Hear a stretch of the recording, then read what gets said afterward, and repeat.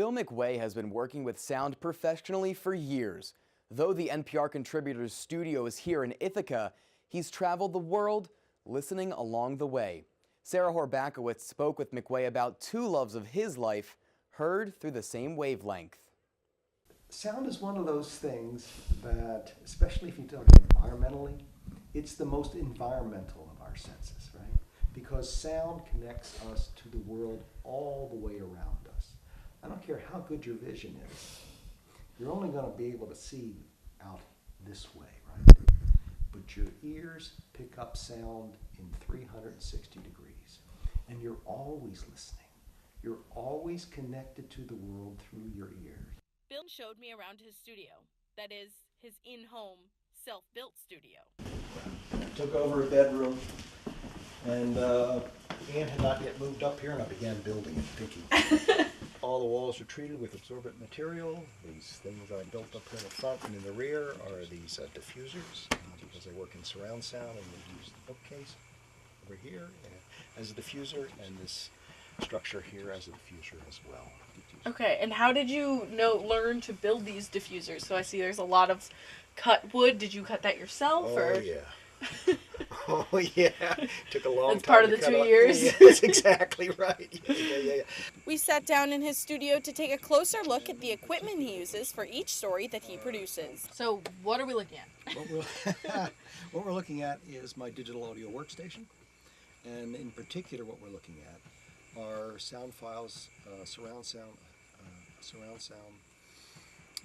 montage of material that I gathered over the years that I worked for National Public Radio. Through his work with NPR, Bill has traveled all over the world. This was in the Central African Republic, and also traveled in the Tibetan area for a story that I did there, and we have some sound from that.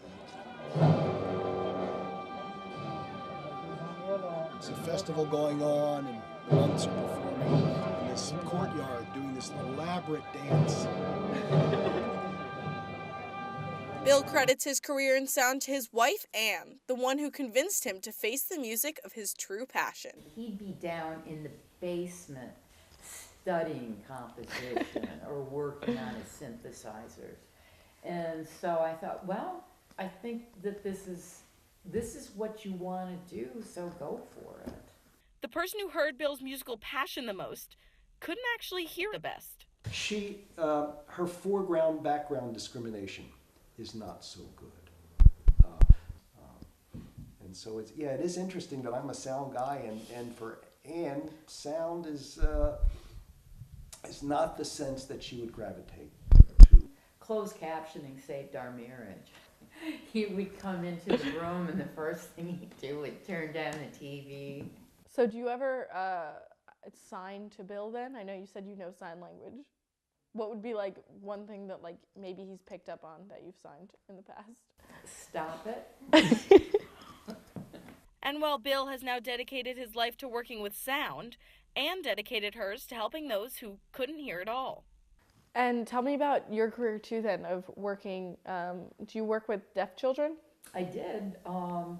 I grew up about 70 miles east of Ithaca in Delaware County, and my mother was a teacher during the teacher shortage, and she hired a deaf woman to come in from our parish before I went to school and after I came back from school. So I grew up with people who were deaf. And this story was definitely something worth listening to. And I'm Bill McQuay. Ta-da!